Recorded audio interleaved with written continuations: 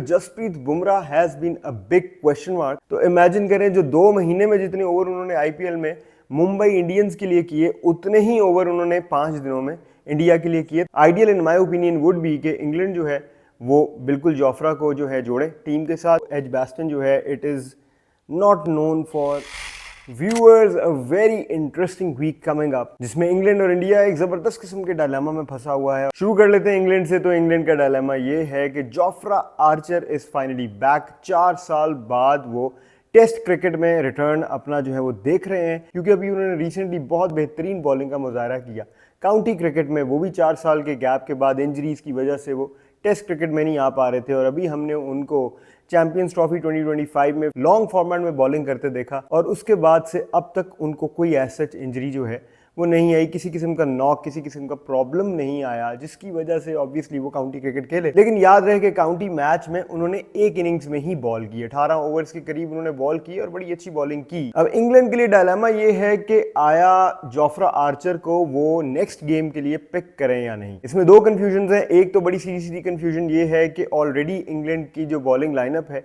उसने ठीक परफॉर्म किया, विनिंग कॉम्बिनेशन एक बना हुआ है। सेकेंडली क्रिस वोक्स की जो नेक्स्ट गेम है वो उनके होम पर है, विच इज एजबैस्टन। दूसरी तरफ अगर हम टंग को देखें तो उन्होंने भी जिस तरह से टेल को डिस्ट्रॉय किया इंडिया की, तो मेरा नहीं ख्याल कि उनको भी ड्रॉप करना बनता है। So it is going to be a very interesting call from England. Ideal in my opinion would be कि इंग्लैंड जो है वो बिल्कुल जोफ्रा को जो है जोड़े टीम के साथ, स्क्वाड के साथ रखें और उनको प्रॉपरली मॉनिटर करें, उनको बैक एंड पे तैयार करें, ताकि जो अगली गेम्स आने वाली हैं इंग्लैंड की इंडिया के साथ, उनमें वो फीचर हो सके। ऑन दी अदर साइड अगर हम बात कर लें तो Jasprit Bumrah has been a big question mark. जैसे कि इंडिया कोच गौतम गंभीर ने सीरीज शुरू होने से पहले ही कह दिया था कि बुमराह 3 मैचेस खेलेंगे। वर्कलोड मैनेजमेंट का ज़हन में रखते हुए बुमराह को 3 मैचेस खिलाए जाएंगे।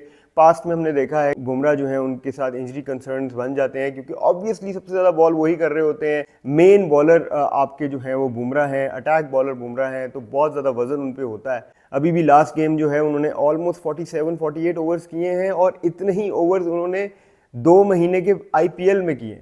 तो इमेजिन करें जो 2 महीने में जितने ओवर उन्होंने आईपीएल में मुंबई इंडियंस के लिए किए, उतने ही ओवर उन्होंने 5 दिनों में इंडिया के लिए किए। तो ये लेवल ऑफ वर्कलोड है बुमराह के ऊपर। अब सवाल ये उठता है कि इंडिया पहले ही एक मैच हारा हुआ है, और अगर नेक्स्ट गेम में वो अपना मेन बॉलर नहीं लेके जाते तो देयर विल बी चांसेस कि शायद 2-0 हो जाए।